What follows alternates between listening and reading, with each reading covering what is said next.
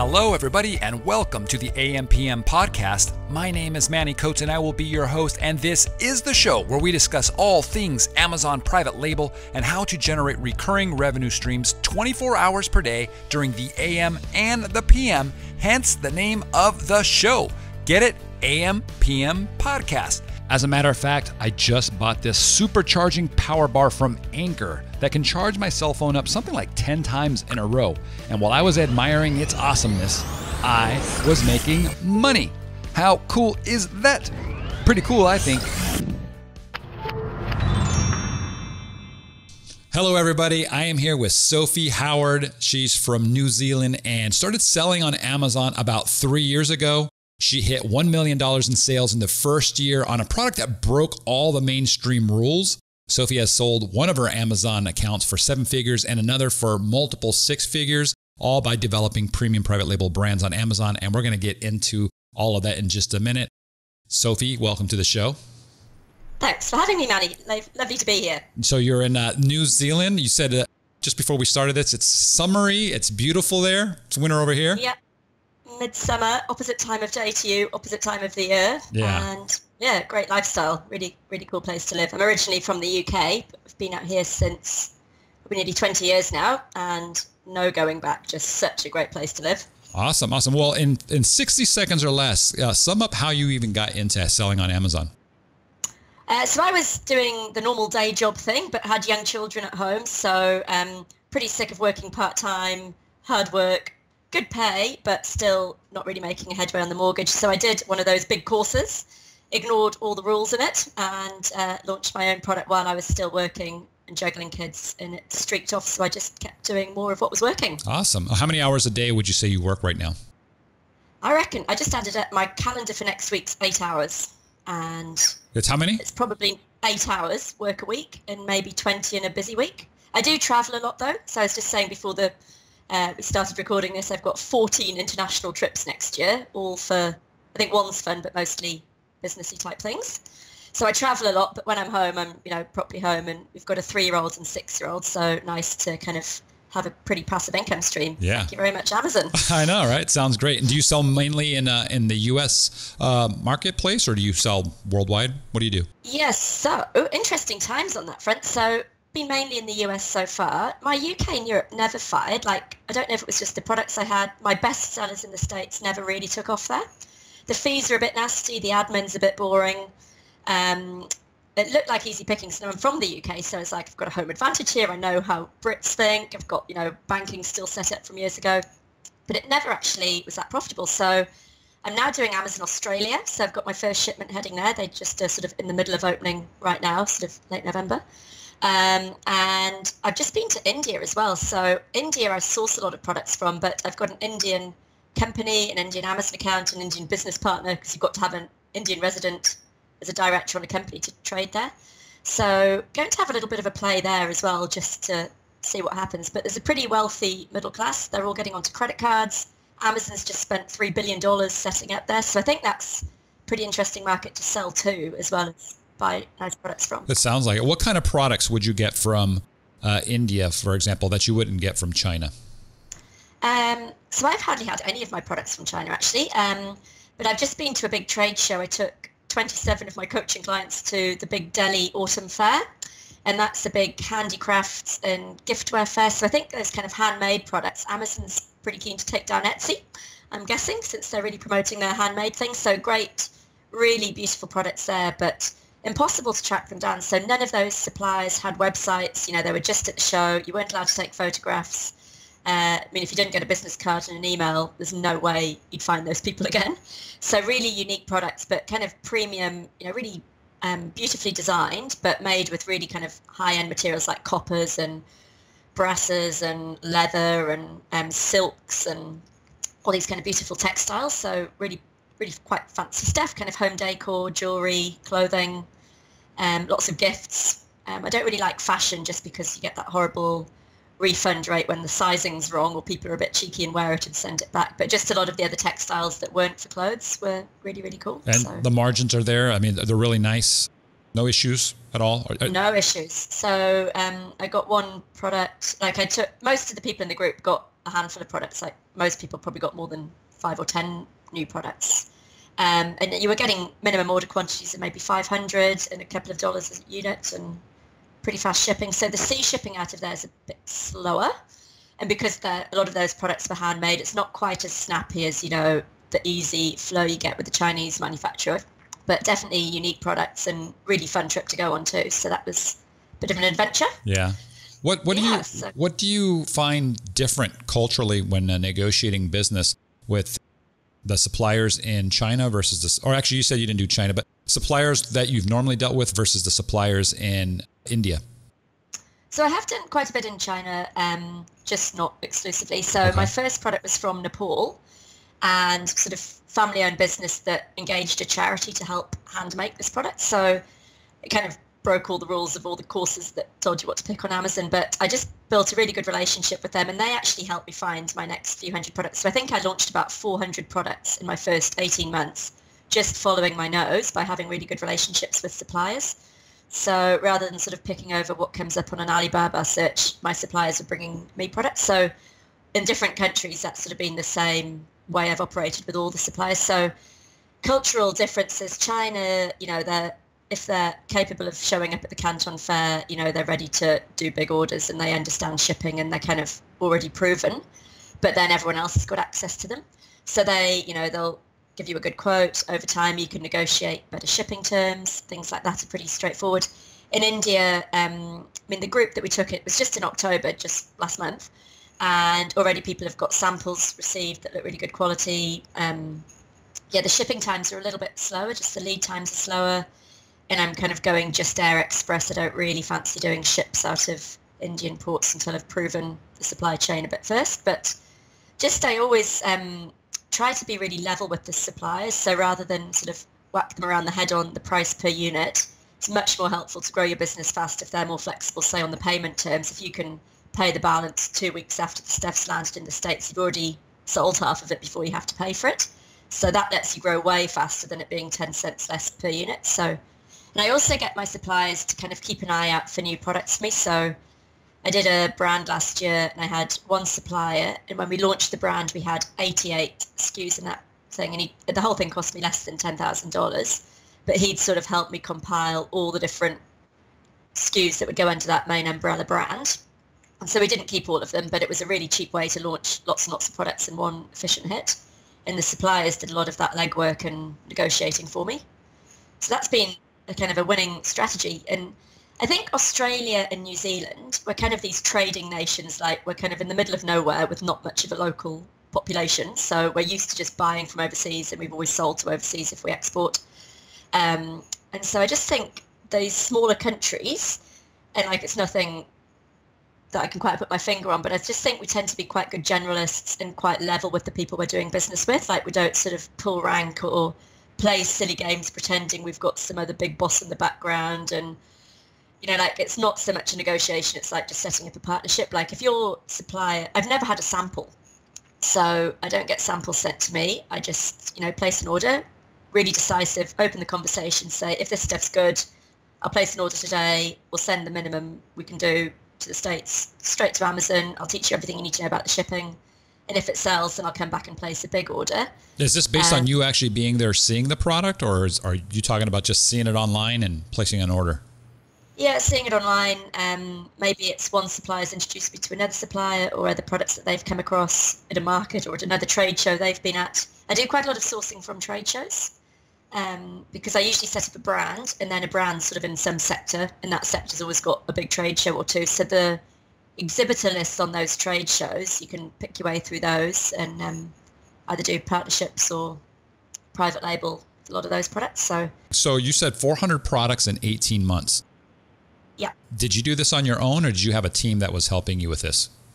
So I was still at work, and I hired a really great girl in Canada. So I kind of wanted a native English speaker and someone who was kind of a bit overqualified. So she wasn't your average cheapy VA who's, you know, fine at following instructions and really cheap. She was, you know, a bit overqualified, but that was fine because I wanted a good 2IC who could actually be like an operations manager type of person. So I kind of look for people that aren't too proud to do some really boring admin, but if I'm away traveling, they can field my inbox, make smart decisions, solve problems, spot problems before they happen. That's way more useful to me than saving $5 an hour on their hourly rate. So someone that's like interchangeable with me day to day is kind of the bar I have for anyone I hire now. So I've got somebody really good working for me in Australia, but I've always had a really small team. Like I don't have lots of moving parts. I definitely never want to build an empire where, you know, I need to be online all day, every day.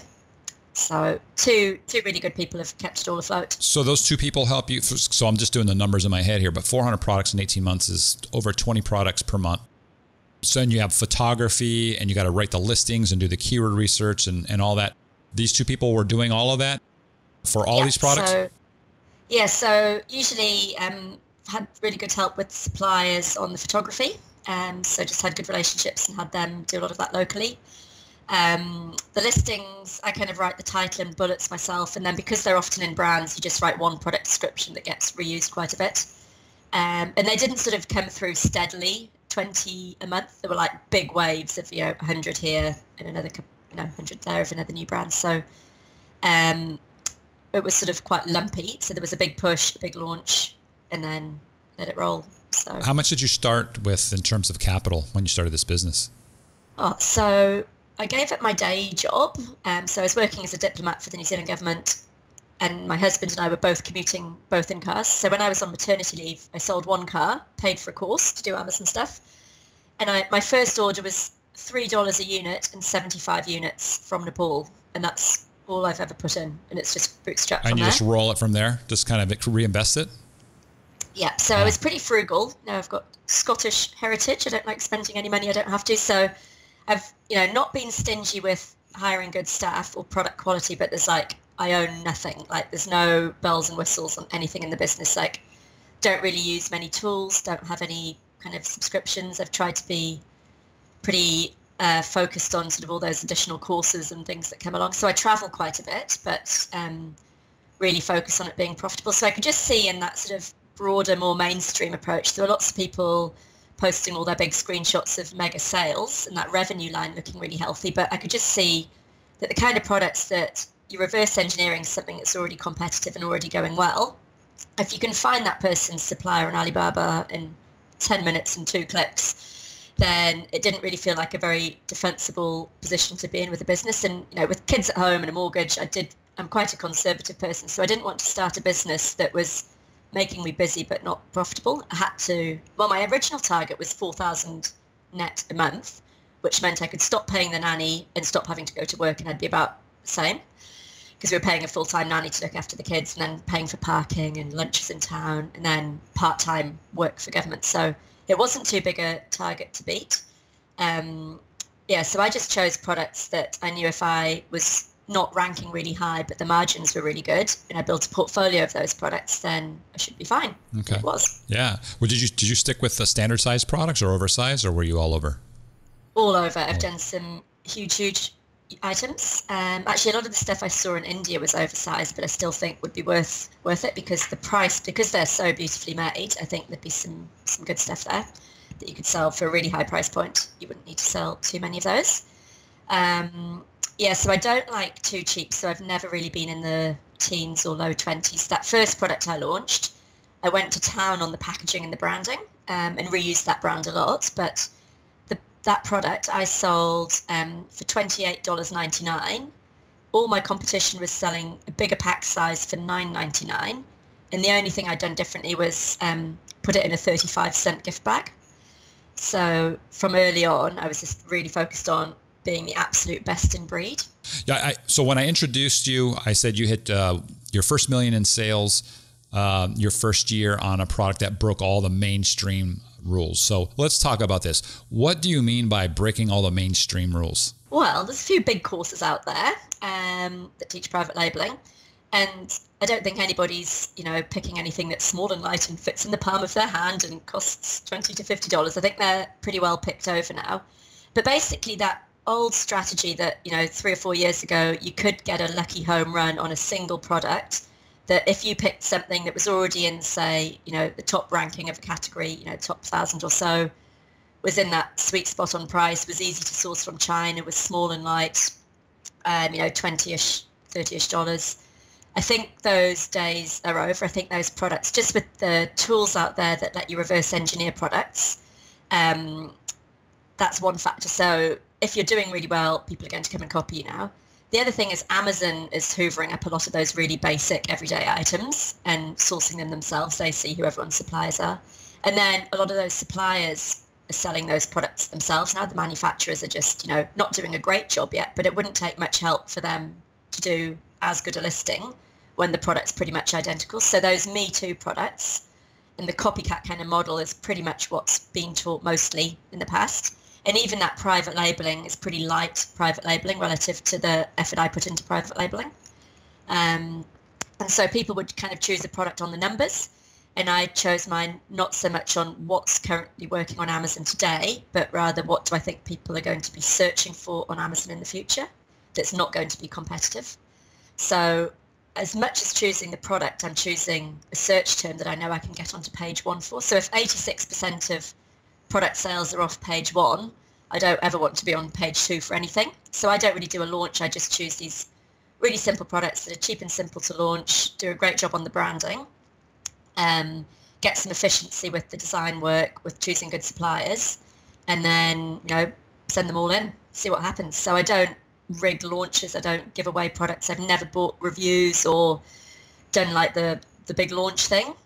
Don't do lots of off Amazon promotions, just kind of totally choose products for what I think Amazon customers would buy that hasn't been well picked over by all the other Amazon sellers. So one of my criteria is if it fits all the criteria of those mainstream courses, I won't sell it. So I quite like things like oversize or, restricted sort of, people are getting more into those restricted categories now, although Amazon's tightening up there pretty quickly at the moment. So never did supplements or anything like that, just kept well out. So my background's completely different to most Amazon sellers. There's lots of, internet marketing boys who are pretty techie. I am not techie at all. But I think just the system I was using to choose products has been working pretty steadily and hasn't sort of been affected by all the other trends on Amazon. So just sticking with that, doing what's been working, keeping on doing it. So you're finding these products by going to trade shows. Is that where most of them are coming from, would you say? More actually just walking around in life, looking in magazines, looking at what's happening in social media, looking at things I buy. I've got a particular sort of few pockets of demographics I really like. So I've got kind of 10 subcategories of products on Amazon that have always done really well for me. And in those areas, there's not much competition, but there's a really clear benefit to the user, and they're not sort of obvious to the other sellers. So I've had pretty good fun mining those. And so you find them, let's say you find it in a magazine, you go, this fits the criteria for one of the niches that you're after. Then you'll go and check on Amazon to see if it's already being sold. And if it's not, then you get into it. Or is it okay that it's being sold, you're just going to improve on it and then outsell that person? Yeah, so I want to be the number 1 spot. It's a bit like the old GE thing. If they can't be number 1 or 2, they didn't do that line of business. So I don't want to sort of I don't want to have to rely on promotions or aggressive, really fine-tuned pay-per-click to win the sale. I want to easily be the best in breed of that product. So I don't mind if the volume's low, because I think, I'll be able to promote a better product. And I think just the person that can do the most low-cost launches kind of wins in this game. So I've got suppliers now that'll be really helpful and give me a whole range of products at pretty low MOQs, and help me just sort of experiment because I know the niches I'm in pretty well. I'd never win in supplements because my strategy just sort of doesn't work there. You've got to do the big giveaways and, tricky stuff with URLs and all that fancy pay-per-click stuff, really aggressive. So I'd rather it was much more passive, but much better margins. So part of my research is sort of what's currently working on Amazon. I've kind of got 3 things. In fact, I've got 4 things. So my little assessment of a product, about 1/3 of the weighting's on current demand. But I get really nervous relying on the data coming out of those tools. Like, Merchant Words is fine, but the numbers on products of mine that I'm selling are way off. So I had a product, I was Amazon's choice, spot number 1, page number 1 for months. Merchant Words was saying there was 1.6 million searches a month for that keyword, and there just wasn't. And then they re-released their software, a few months later, and they said, oh no, there's 5,000 searches a month. But I kind of picked that product partly on the demand from that tool, so I really distrust most tools. Just the BSR gets thrown around all over the place when people are doing promotions that you can't see, or seasonal stuff, or the best-selling one's out of stock the day you look. It's just, I don't like to rely on the tools. So anyway, about a third of the weighting comes from the current demand, as best as I can guess it from the tools that I don't totally trust. Then about a third from the level of competition. So I sort of score at low, medium, or high competition. If it's high competition, I stop there and then. And pretty much only usually go ahead if it's very low competition, and I'll be comfortably on page one and preferably the top of page one. And then a third of the weighting is kind of on the numbers. So that's a combination of the margin, the actual cost of, that first MOQ and getting started. And then a bit of the numbers thing is also the volume, but more focused on the margin than the volume. I'd rather have 10 products with great margin, but not very high volume, than one rock star product that everyone else is going to catch on to pretty quickly. And then the last bit's this kind of X factor. So where I think I've got an edge, or I understand that demographic better, or I can get an exclusive agreement with that supplier and they promise not to sell to anyone else on Amazon. So being able to do that with really small MOQs, get exclusive deals with suppliers, things like getting a subscription box, anything consumables good, not supplements. So what else is in my X factor list? So I've got a big list of things that, really, if it meets some of those things on the X factor list and the other stuff's okay, then I'll hit go and see what happens. And I like to be able to sell the brand later. So kind of it being brandable and definitely being able to have a point of difference, like might be an information product or a membership to an online club or something else that goes with the physical product, makes it just so much stickier for those customers. Do you keep it one brand per account, or do you go more than that? No. So people always ask me this because it gets, layers within layers. So the thing I've done is traded from New Zealand the whole time with a New Zealand limited liability company. I've had multiple Amazon accounts ungated and approved, and then I've had more than one brand in a lot of those accounts. And then I've sold a couple of those accounts, but I've sometimes kept one brand back out for myself. Like there was a new one that hadn't contributed much to the valuation, but I had high hopes for its future and needed to sort of seed another account of my own. So I'd rather keep it simple and focus on getting the sales up, and then you can slice and dice stuff up later. Like when I sold my last business, I'd only offered it for US and Canada markets, and I was going to keep that brand for myself for the UK and Europe. But then the buyers of the US company, or that Amazon account in the States, said, oh, we're paying cash. What extra would it cost to take UK and Europe? We just want to keep the whole package together. It's like, well, it'll be this much more. Then they paid that. So that worked out kind of fine. But I'd rather do a bit of admin around the sale time when people are starting to wave big checks around than make it too fiddly short term, trying to predict what's going to happen 2 years down the track. Yeah. You mentioned earlier that you go after stuff, you want to make sure that they have good margins. What's a good margin for you, or ROI, or both? I like kind of at least 30%. Like I don't want to be anywhere under that. So the last product I did, that range, the average cost of goods was about $1.20 or so landed. Sale price well into the 20s. And a repeat purchase, like everyone was getting it on Subscribe and Save as a consumable product. So I'm a bit more lenient on the margins if it's a consumable product, or if I think it's going to sort of grow in volume over time. But I've had, some stunning margins. The ones where it's tight, I just feel differently about those products. I don't love them quite as much, and I don't feel as motivated to, invest in them because they're not going to earn as much back for me. So I've kind of got like a rolling portfolio. When I'm sort of getting low on stock on something, I'm like, do I restock that, or have I spotted a better idea for that cash that's being released? And I don't like to kind of go into debt. I haven't partnered with anyone. I've had lots of offers for that. And I just kind of like to make pretty quick decisions on my own, based a lot on the sort of gut instinct as much as anything else, and quite like to just move quite fast and just experiment. So like experimenting with Amazon Australia and handmade products, and I've been doing pretty well in grocery. That's been a good category for me over the last 12 months. So, where do you get the grocery categories from? Which country? China, Sri Lanka, India, in the States. Okay. So you do get, you buy consumables from China? Because I know that's one of the things a lot of people try to stay away from, but you can find some interesting things.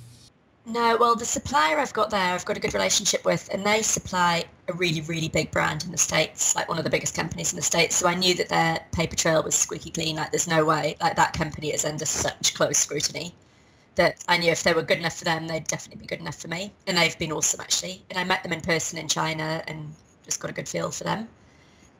So that product went really well. And it is one of those products where the best product in the world is from China, whereas a lot of the times, there'd be some pharmaceutical thing and it's cheaper from China, but not better. But that was actually a natural product that's best from China. When you sell your when you sell your company, do you have trademarks in each one of those, or is that not that important to you? Yeah, so the two businesses that I've sold, I had trademarks, but now the trademark game's changed a bit because you need it for brand registry and it's sort of an earlier on expense. And because I'm so stingy, I don't normally get a trademark until the product's really proven itself. So I do a search on that test database to check it's clear and I'm not going to bump into someone else's trademark. And then I get live and listed and selling with that brand name. And I usually grab a cheap domain, but I never spend more than $2 or $3 on the domain name, but just like a placeholder. And I'll get a placeholder Facebook page just because later, if it's not a kind of a hardcore Amazon FBA buyer, they go like, how can you have an e-commerce business and not have a website and not have a Facebook page? What have you been doing all this time? And you go, well, I've been doing Amazon. But I think just to get that domain maturing, even if there's not really anything there, just a placeholder, it kind of makes it easier to sell. You've got to list all your digital assets and might as well just grab it when it's cheap and available. And if somebody else sees you do well, they come and buy it off before you can. So that's annoying. So I think probably when it was, 10 or 20K a month, I'd look at getting a trademark filed just for the US. I don't think it's added a lot of value to the sale price, but now brand registry, I'd probably do it a little bit sooner than I have previously. How much did you sell your first company for? You had two companies you sold, right? Yeah, so the first one was well into 7 figures US. So that was 18 months old. And it was sort of selling, it was going up and up month on month. I'd sort of hit 250K a month at the end, in the middle of the second year. I'd had a bunch of lightning deals in my first Q4 that just went ballistic. And then I was like, well, it's going to tail off in the new year. That's, that was a nice spike. I enjoyed that while it lasted. And then the following Q1 was better again. And they were kind of health products. They weren't seasonal or gifty products. And then our tax year here ends at the end of March. And so I tidied up all my numbers, had everything filed and squared up and knew the numbers. I've got a friend who's a broker in LA who does e-commerce exits. He's Australian. And I sort of got in touch with him. It's like, oh, what do you think this is worth? And he was like, oh, I'd get you 7 figures for that tomorrow, I'm pretty sure. So I said, go for it. So he sent an email out to his list and got a great offer. What kind of sales multiples do you get off your yearly net? So it's about 3 times my annual net profit. And I think that's about as good as it gets on a sort of a straight Amazon product line. I mean, if you do a subscription business, it can be times 10, which is why I always really like a business that's got products in that could be a subscription business, even if I don't do it myself. But just, if I hold on to it for a long time, that's something I could do with it in the future. You said the first one was 18 months old. What about the second one? How long before you sold that? 18 months on the dot as well. Is 18 months kind of where it just randomly hit, or have you heard that 18 months is where you need to be? That's where you need to be. So the kind of the minimum threshold would be 100K net profit US and 18 months trading data, just so it kind of gets rid of any seasonal flukes or beginner's luck. It starts to sort of settle into a pattern and they can see the growth year on year that wasn't part of a launch or anything. It's like, that's where it's going to head. So both were really good buyers, cash, simple. We went off and lived in Bali for 3 months after the first sale. Nice little holiday before I started school. That's great. So try and kind of keep it all in perspective. Like, you can make a lot of money in these businesses, but got young children, kind of want to have a lifestyle business. Don't want to work harder than I did in a day job, and just want to sort of cap the downside as much as crank the upside. So try and play it pretty safe. Don't do any grey hat stuff at all. Don't do super URLs. Don't do viral launch stuff. Don't do giveaways. Don't buy, don't go into that review world. So I've had products selling this year $30 a pop, for the units, 30 sales a day. Do you launch with any reviews at all on a product? Zero? No, I turn pay-per-click on auto, and then once the account's a bit bigger, I'll use Selix or something to track the numbers. But really, we just actually prefer. All these tools are often, pretty clever, sometimes a bit too clever. All I really want to know, I've got like a spreadsheet that my VA does manually, and it's a bit clunky. It's a few hours work, but then we go through every column, every line together and really know the numbers in the business. So we know revenue, we know what the Amazon fees were for those sales, we know cost of goods, we know the cost of shipping, and that can vary. So some of those tools get a bit lost if you were doing cost of goods with air shipping and then it moves to sea shipping, like it goes back through. So it's like I just like to do a snapshot at the end of each month, do a stock take each month, so you know for your management accounts what assets you own as well as what your cash flow is doing. So know the sale price, know your margin as a percentage, and know your margin is a dollar number, and then it's just all totally transparent which products are earning you the most money, and then based on that stock up on the things that are earning you money, and if something you've got to drop the price to make the sale, move on and not be too precious. So Sophie, let me ask you this. We've been talking about all the cool things that you do. What mistakes do you see a lot of sellers making? Going for products that are too competitive, thinking that the safest bet is to do what's already working, but that's actually the riskiest thing because you've got to fight really hard for the sale. I think just playing a really short game. So if you do a bit more work to really distinguish your product, have a real point of difference rather than just a Me Too product, then there's actually a real reason for somebody to buy that product. So this sort of idea that if you just turn up with the same sort of thing at the same sort of price, you'll automatically get some market share. Well, that's fine today, but next week someone else with the same strategy will come in and share it again and again, and suddenly you just dilute it up to nothing and the bottom falls out the pricing on that product. So I think a lot of people, it's a lot of the courses selling how to do Amazon really dumb it down too much. It is quite a complicated business. I mean, you've got staff, you've got products, you've got international logistics, you've got marketing, you've got quite grunty analytics to deal with. And I think a lot of people don't have good business skills or good decision making or good strategy around the product selection. So I'd say if you focus 80% on a good product selection strategy and then just have a good machine built to automate the on Amazon stuff, you're not going to win or lose the game with how much you crank your promotions. That's just going to put your revenue up or down, and your margins probably get worse the more you do of that. But if you're choosing a product that's profitable and in demand, but without too much competition in that sweet spot, even though the volume looks lower than most people would go for, that's where I'm happiest playing and been helping a lot of people choose just products. Scale that out. Just have a bunch of those products. As you said, 400 products. Yeah. So you don't need 400. No. And you're doing it in a short amount of hours per week too. So that's pretty awesome. That's kind of what people should shoot for. If you could go back 5 years and just talk to yourself, what kind of advice would you give? I think people can get really hooked on the dollars and the zeros in their bank account and the revenue line, but forget about the profit and what their life looks like. So, I get people coming to me in a real tangle. They've got products running at a loss. They're getting their accounts closed. They've just been really pushing it rather than playing it safe and actually coming up with a product that people want. So it's like it's a real business selling real products to real people. And it's just the case that Amazon is the best place in the world at the moment because that's where customers are looking for products. So you don't pay for the traffic and they trust Amazon so much, your conversion rate's awesome. So if you just choose good quality products and put them on Amazon, you'll probably have a really good business. But it's just everybody gets really caught up in like the tactical level of gaming on Amazon or outmaneuvering their direct competition. And so for a while I was like in Facebook groups that were just, the sky is falling, Amazon's increased a fee on this. And it was like just too insular and too Amazon centric. And it just so happens Amazon's a great platform to sell awesome products on, but really put your effort onto the products and not take on more than you can chew. Like people get into horrible debt, they forget their taxes. There's just no margin left by the time, they've paid for these giveaways and done these bonkers promotions and got that sort of shiny object syndrome. So just like products chosen for Amazon is all you need to do well. Okay. How many accounts, by the way, do you have right now? Do you just have the one Amazon account or multiple?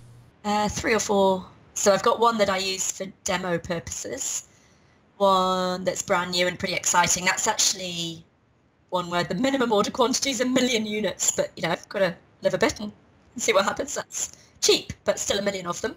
Wow. Okay. And you've asked, you separate them all. Do you ask for permission from Amazon, or do you just set them up individually, separate completely, and just go with it? Yeah, no, I get permission. So I've got a nice little paragraph that seems to work. It doesn't always work the first time, but if you send it off a few times to seller performance, it always comes back. So the line I use is sort of around, so it's being true each time as well. Like I've got a business partner, which is like the person buying the business off me. I've got an investor coming on board. I want them to be involved in this brand, but not this brand. They're currently on the same account. Please could I have a new account to shift this other stuff over to, so that they've got visibility of our joint account, but they don't see my other brand. And that's worked every time. Do you have to make sure when you're doing that it's completely separate from anything you're selling on the first account? Do they care? Yeah. So they go, well, and I say in that email to them, I won't have the same bank account or credit card, and I won't be competing in the same niches or categories at all, completely separate brands. And I even tell them what the two brands are. This one and this one need to be separated. This one I'll have a business partner on. This one I want just for me to see. Do you send this before you've set up the second account, or after you've already created it and said, here's the two accounts? Before I create the other one. And then you go and do it. Permission. Okay. Yeah. Normally in permission, ask for forgiveness, not permission, but with Amazon, permission's quite good. But I've never had a hijacker because I choose these quite quirky products. I've never had an account closed or listings blocked. Just like life's pretty drama free if you keep out of those really aggressive tactics. Right. And play it really straight with Amazon. So like there's things that people are doing now, like whether it's a giveaway at a launch or pushing out, follow-up emails for reviews. And even if you word them pretty carefully, you do hear of people getting called on those occasionally. But Amazon's not had a blanket thing. We're stopping these big giveaways. We're stopping these big launch tactics to get ranked. It's sort of in that grey area, though. If they decided to interpret their policy, you're rigging the ranking by doing these massive giveaways at launch time, then, there'd be a whole load of people gone burger. That's their strategy to launch competitive products. So I just don't want to be at the mercy of a future Amazon policy change that could kill my business. So some of that stuff's not quite in the spirit of what Amazon wants. They want lots of choice and they want quality products and they want competitive pricing on products. But some of the sellers, I do think, push it a bit. Yeah, I think Amazon turns a blind eye. I mean, they don't want rank manipulation. The launches are more of keyword manipulation, not really rank. But what happens, and we've seen this a million times, is people can get a garbagey product, something that's not good, to move up to page one, but it only stays there for a day or two and then it falls. So Amazon's got a system that equalizes, because people, they're not going to buy something if it's bad. So I don't think they really care that much, or at least now I've never heard of somebody getting in trouble for that, because I don't think it's damaging. Reviews, on the other hand, that's damaging, right? If you get a bunch of fake reviews, they stick, they're there forever, and it tricks people into buying something they shouldn't. Yeah. In those scenarios, they crack down fast. So I think that's what they're looking for. But it's a really nice perspective, hearing somebody saying, I don't do anything that everybody else is doing. I got my own, my own system, and it works really well.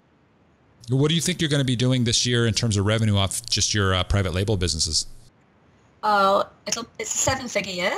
And I sold a big bunch of SKUs in the middle of the year, so that was a nice little cash hit. I was sitting in LA airport and paid off a mortgage in one transfer. Nice. Winning. Yay. That day. So the year ahead, I'm doing quite a bit of travel. So I'm taking, so this trade show I just went to in October. So I've been coaching people, and like lots of the coaches will have a retreat or, have some gig at some hotel in the States somewhere to get everyone together. But my coaching clients are all around the world. And I was going to go to this India trade show on my own. It's just like, well, if anyone wants to come, pile on in, we'll make a trip of it. So I had 27 people and it was so much fun. So I'm going to do a couple more trips like that next year. So one to China in April, Canton Fair, and then October, India again. So that was really good. And I've got a local partner in India, my business partner over there. So he was really helpful on the ground, helping with sort of local customary stuff, as well as helping suss out suppliers and sort of someone to follow up after orders are placed. So if people want to learn more about this sort of stuff, your product selection techniques, and just get in touch with you, what would be the best way to do that? So one's aspiringentrepreneurs.com/membership. That's Product University. And then aspiringentrepreneurs.com/coaching is where you can register your interest for the next coaching group.